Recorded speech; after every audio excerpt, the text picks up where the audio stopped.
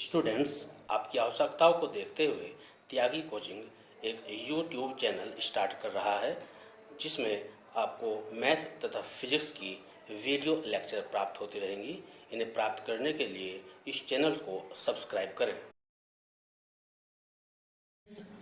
आपकी intermediate math में 6 unit हैं, जिनमें से फर्स्ट यूनिट 10 मार्क्स की, सेकंड यूनिट 13 मार्क्स की, थर्ड यूनिट 44 मार्क्स की, फोर्थ यूनिट 17 मार्क्स की, फिफ्थ यूनिट 6 मार्क्स की तथा सिक्स यूनिट 10 मार्क्स की है। स्टूडेंट्स, आपकी इंटरमीडिएट मैथ की यूनिट सेकंड अलजेब्रा की है। इसमें 2 चैप्टर दिए गए हैं, एक आव्यूह तथा दूसरा सारणी। ये दोनों चैप्टर मिलकर एग्जाम में 13 मार्क्स के आते हैं। इस तरह से यूनिट सेकंड 13 मार्क्स की है। इसमें से सबसे पहला चैप्टर आव्यूह ले रहे हैं, जो एग्जाम के दृष्टिकोण से बहुत इंपॉर्टेंट है। लास्ट ईयर्स में इसमें से लॉन्ग व शॉर्ट दोनों टाइप्स के क्वेश्चंस आते रहे हैं। आव्यूह को परिभाषित करने के लिए अगर मैं कहूं कि एक पंक्ति में मैं आव्यूह को परिभाषित करूं, तो मैं कहूंगा कि आव्यूह संख्याओं का एक व्यवस्था है, संख्याओं का एक अरेंजमेंट है।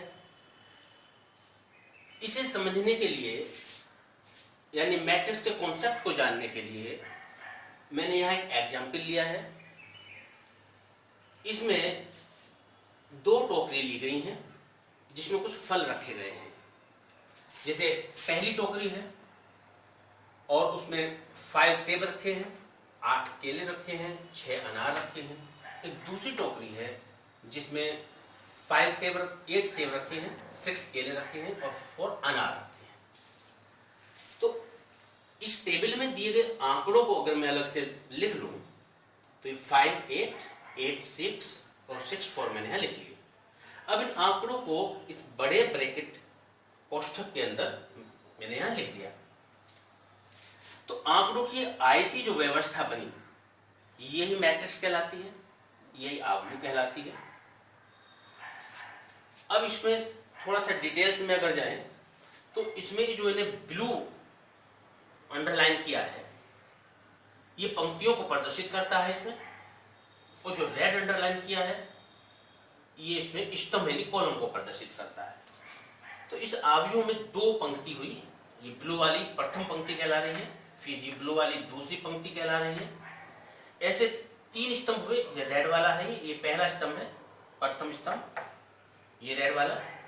दूसरा स्तंभ है द्वितीय स्तंभ, और ये कहला रहा है तृतीय स्तंभ। तो इस तरीके से इसमें 2 पंक्ति, पहली पंक्ति और दूसरी पंक्ति, और 3 स्तंभ, पहला स्तंभ, द्वितीय स्तंभ और तृतीय स्तंभ है। स्टूडेंट्स, एक बात और क्लियर करते हैं। यहां मैंने मैट्रिसेस लिखा है, ये मैट्रिक्स लिखा है। दोनों में एक डिफरेंस है। डिफरेंस ये है कि जो मैट्रिसेस है वो इस मैट्रिक्स का बहुवचन है, क्योंकि चैप्टर में हमें बहुत से मैट्रिक्स के बारे में जानना है, तो इसलिए हमने यहाँ पर उसका बहुवचन मैट्रिसेस यूज किया है। और कॉन्सेप्ट या डेफिनेशन जो हम आगे देंगे वो मैट्रिक्स की देंगे। स्टूडेंट्स, अब मैट्रिक्स की कंप्लीट डेफिनेशन को जानेंगे। mn संख्याओं जिनमें वास्तविक या काल्पनिक संख्या हो सकती हैं कि ऐसी आयताकार सारणी जिसमें m क्षैतिज रेखाएं तथा n ऊर्ध्वाधर रेखाएं होती हैं, m/n ऑर्डर का मैट्रिक्स कहलाती हैं। इसे m क्रॉस n मैट्रिक्स लिखते हैं। यहाँ ये ध्यान देना है कि m और n के बीच में हमने क्रॉस यूज किया है, लेकिन जब हम इसे पढ़ेंगे तो m/n मैट्रिक्स पढ़ा जाता है। अब आव्यूह को किस तरीके से व्यक्त करें, कैसे डिस्क्राइब करें, इससे पहले क्षैतिज और ऊर्ध्वाधर रेखाओं के बारे में बताएं। ओरिजेंटल लाइन क्षैतिज रेखा होती हैं, जो लाइन हमने खींची है, जैसे 2 क्षैतिज रेखाएं हैं, ये रो कहलाती हैं। ऊर्ध्वाधर रेखाएं वर्टिकल लाइंस होती हैं, जैसे वर्टिकल लाइन है,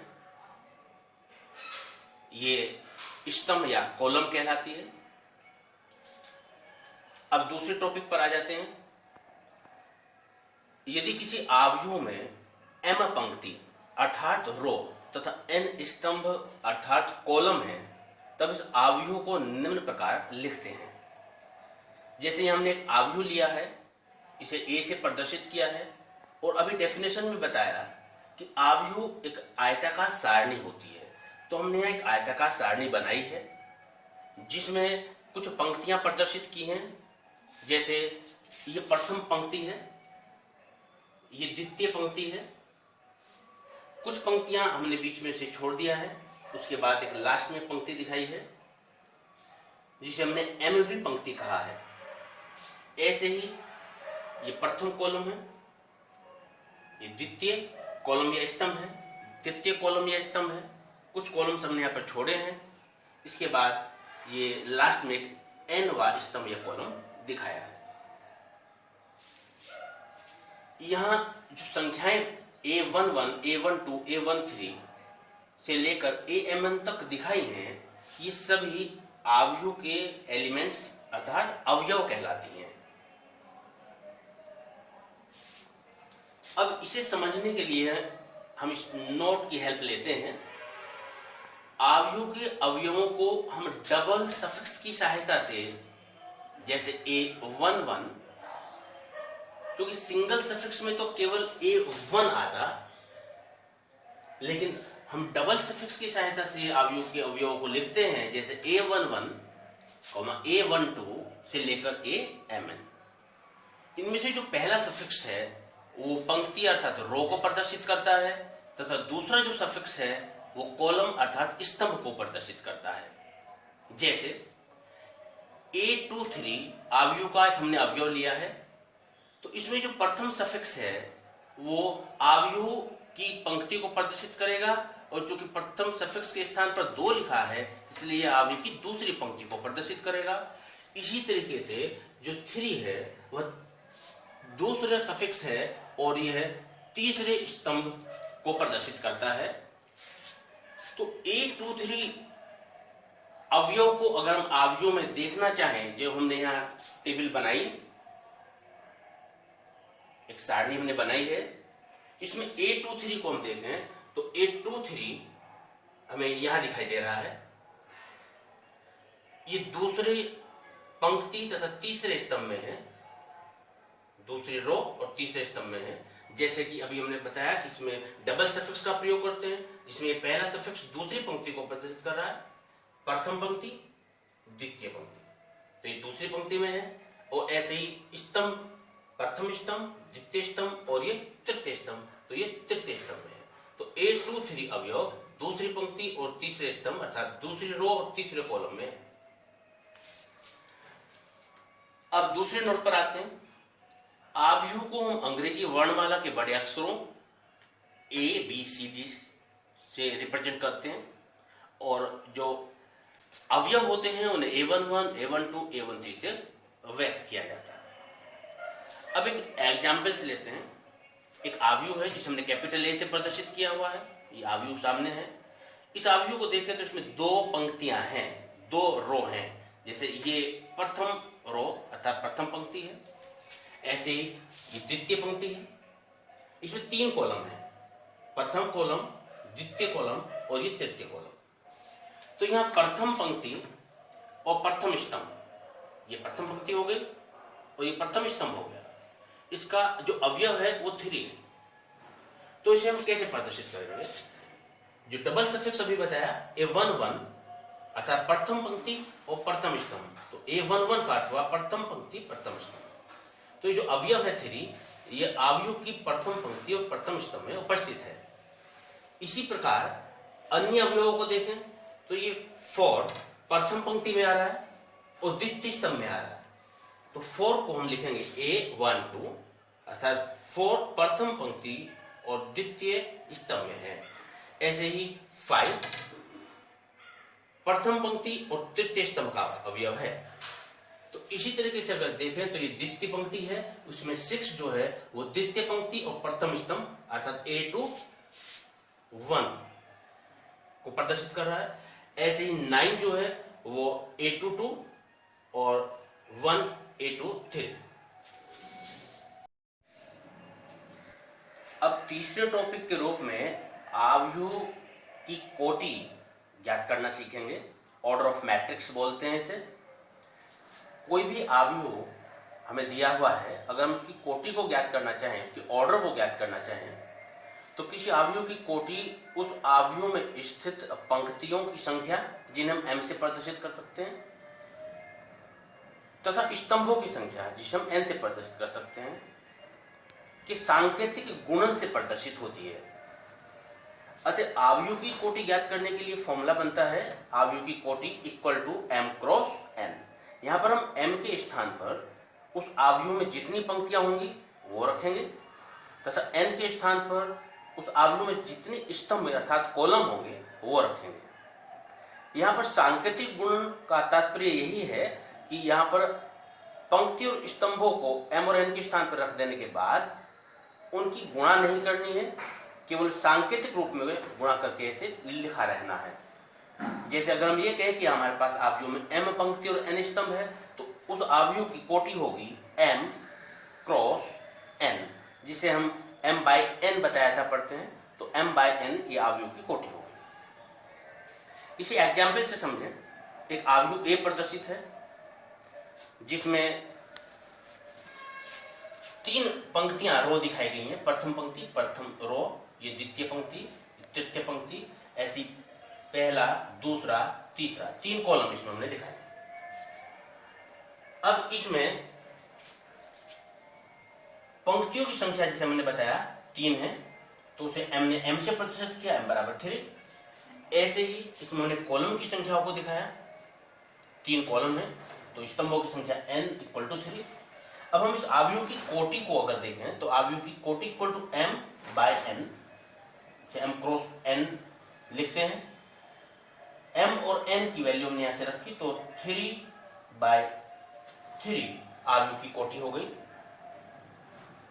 अगर इस आव्यूह में अवयवों की संख्या को देखें तो अवयवों की संख्या m बाय n लिख करके m और n के मान रखकर इस बार हम इनको मल्टीपल कर सकते हैं, तो 3 की 3 मल्टीपल 9 आया है, तो अवयव में अवयवों की संख्या 9 हो गई है। अगर हम इन्हें काउंट करते हैं तो 1 2 3 4 5 6 7 8 9, तो हमें 9 अवयव इन एलिमेंट्स उस अवयव के दिखाई दे रहे हैं, और यहाँ पर भी सोल्व करके 9 ही प्राप्त हुआ है। टॉपिक ले रहे हैं टाइप ऑफ मैट्रिसेस, अवयवों के प्रकार। इसमें पहले अवयव के रूप में हम पंक्ति अवयव को समझेंगे। पंक्ति अवयव जिसे हम रो मैट्रिक्स बोलते हैं, जैसे कि इसके नाम से ही क्लियर हो रहा है, रो मैट्रिक्स अर्थात रो पे ध्यान देना है, जैसे पंक्ति अवयव में पंक्ति पर। तो ऐसा अवयव जिसमें केवल एक ही पंक्ति होती है, जो पंक्ति है वो ओनली वन होगी, केवल एक होगी, वो पंक्ति अवयव कहलाता है। जैसे एग्जाम्पल्स देखें तो एक हमने अवयव लिया है और इस अवयव में केवल एक रो हमने प्रदर्शित की है, तो यह पंक्ति अवयव कहला रहा है, क्योंकि इसमें केवल एक पंक्ति है, एक रो है। अगर इस अवयव की ऑर्डर अर्थात कोटि की बात करें तो इसमें एक पंक्ति है, लेकिन स्तंभ 1 2 3 3 स्तंभ है।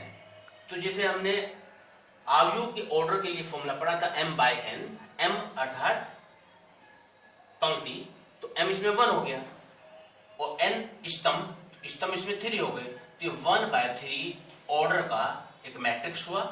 यह पंक्ति अवयव इसलिए कहला रहा है कि इसमें केवल एक पंक्ति है। अब दूसरे टाइप पर आते हैं, स्तंभ अवयव, जिसे हम कॉलम मैट्रिक्स बोलते हैं।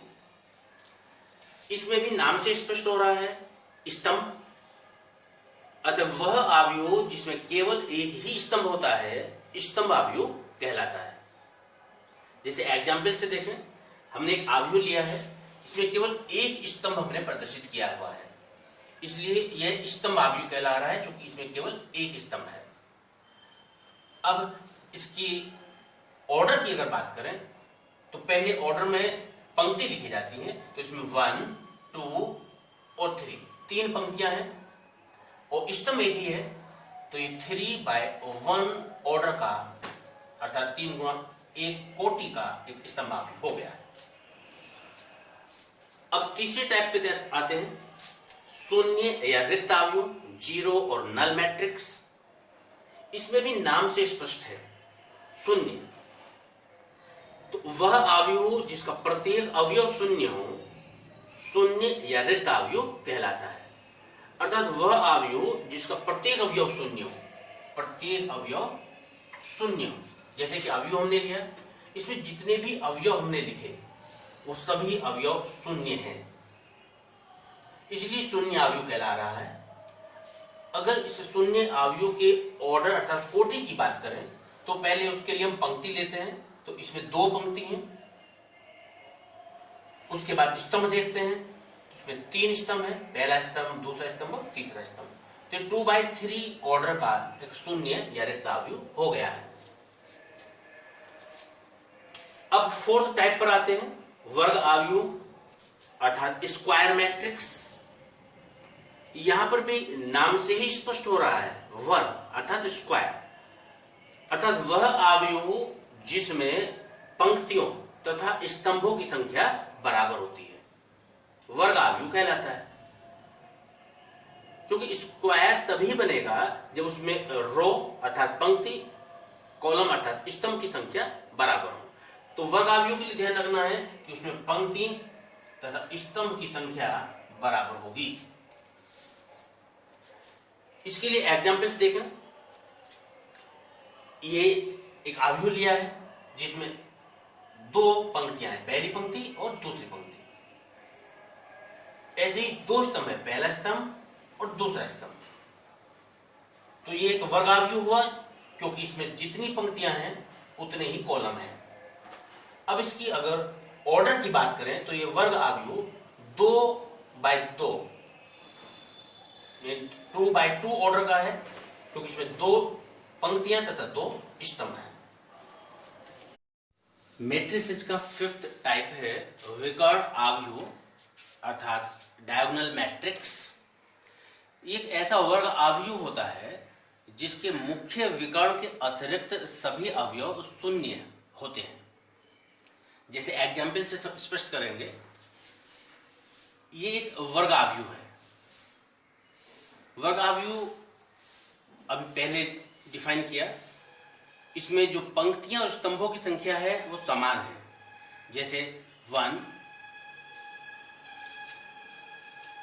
2 और 3 तीन पंक्तियां हैं इसमें, और 1, 2 और 3 3 स्तंभ है। इस तरीके से ये 3/3 ऑर्डर का एक स्क्वायर मैट्रिक्स यानी वर्ग अवयव है। अब ये विकर्ण अवयव क्यों कहला रहा है? क्योंकि हम ये देख रहे हैं कि इसका जो ये मुख्य विकर्ण है, इसको अगर हम छोड़ दें तो इसके अतिरिक्त इसमें जितने भी अवयव हैं, एलिमेंट्स हैं, वो सभी 0 दिखाई दे रहे होंगे। तो विकर्ण अवयव क्या होता है? एक ऐसा स्क्वायर मैट्रिक्स होता है जिसके मुख्य विकर्ण के अतिरिक्त सभी अवयव शून्य होते हैं। अब 6th नंबर पर आते हैं, अदिश अवयव स्केलर मैट्रिक्स। ये क्या होता है? एक ऐसा अवयव होता है, एक ऐसा विकर्ण अवयव होता है जिसमें विकर्ण के सभी अवयव इक्वल होते हैं। तो अदिश अवयव क्या होगा? अदिश अवयव होगा जिसमें विकर्ण के सभी अवयव कैसे हों? बराबर हो। जैसे एग्जाम्पल से समझेंगे, ये हमने इसमें एक विकर्ण अवयव प्रदर्शित किया है। अब विकर्ण अवयव ऊपर डिफाइन किया। विकर्ण अवयव में क्या होगा कि एक हम स्क्वायर मैट्रिक्स लेंगे और उसमें मुख्य विकर्ण के अतिरिक्त सभी अवयवों को क्या लेंगे? 0 लेंगे। लेकिन ये विकर्ण अवयव अदिश कब बनेगा? जब इसके मुख्य विकर्ण का प्रत्येक अवयव बराबर हो। जैसे पहला अवयव 4 है, मुख्य विकर्ण का दूसरे अवयव भी 4 है, मुख्य विकर्ण का तीसरे अवयव भी 4 है। तो चूंकि मुख्य विकर्ण का प्रत्येक अवयव बराबर है, इसलिए ये अदिश अवयव कहला रहा है। अब मुख्य विकर्ण में 4 के अलावा कोई भी अवयव हो, लेकिन वो समान होना चाहिए। जैसे यहाँ 3 3 3 हो सकता है, 5 5 5। अब ऐसा समझे कि ये अदिश अवयव के साथ साथ विकर्ण अवयव भी है कि नहीं। हाँ, ये एक विकर्ण अवयव भी है, क्योंकि इसमें मुख्य विकर्ण के अतिरिक्त सभी अवयव शून्य है। तो इस समय ये एक विकर्ण अवयव भी है और अदिश अवयव भी है। अब नेक्स्ट स्टेप पर आते हैं, 7th, इकाई या तत्समक अवयव, इसे हम यूनिट मैट्रिक्स भी बोलते हैं। ये एक ऐसा अदिश अवयव होता है जिसका प्रत्येक विकर्ण अवयव 1 होता है। अब हमने इसे एक अदिश अवयव बताया है, इकाई अवयव को अदिश अवयव बताया है, और अदिश अवयव हमने अभी ऊपर डिफाइन किया है, जिसमें मुख्य विकर्ण के अतिरिक्त सभी शून्य थे। तो यहां पर भी मुख्य विकर्ण के अतिरिक्त सभी शून्य हैं, लेकिन मुख्य विकर्ण के जो प्रत्येक अवयव है वो 1 है। तो यहाँ ये कंडीशन ध्यान रखना है कि मुख्य विकर्ण का प्रत्येक अवयव 1 होना चाहिए। तो जैसे ये 2x2 ऑर्डर का एक मैट्रिक्स है, और चूंकि इसका प्रत्येक विकर्ण का अवयव 1 है, शेष अवयव 0 है, इसलिए इकाई अवयव में आ गया। अब इसे नेक्स्ट को देखें तो इसका मुख्य विकर्ण का प्रत्येक अवयव समान है, बराबर है, और प्रत्येक अवयव इसके अलावा 0 है। तो ये 3/3 का एक इकाई या तत्समक अवयव है। अब हम ये जानेंगे कि क्या इस अवयव को हम विकर्ण अवयव कह सकते हैं। हाँ, ये भी एक विकर्ण अवयव है, ये एक विकर्ण अवयव है, क्योंकि इसके मुख्य विकर्ण के अतिरिक्त इसके सभी अवयव 0 है। तो अब हम ये जानेंगे कि क्या ये इकाई अवयव अदिश अवयव भी है। हाँ, ये एक अदिश अवयव है, क्योंकि इसका प्रत्येक अवयव बराबर है, समान है। तो हम ये कह सकते हैं कि इकाई अवयव विकर्ण अवयव भी है, अदिश अवयव भी है। जबकि अदिश अवयव विकर्ण अवयव तो है, परंतु इकाई अवयव नहीं हो सकता, क्योंकि उसका प्रत्येक अवयव 1 1 नहीं है।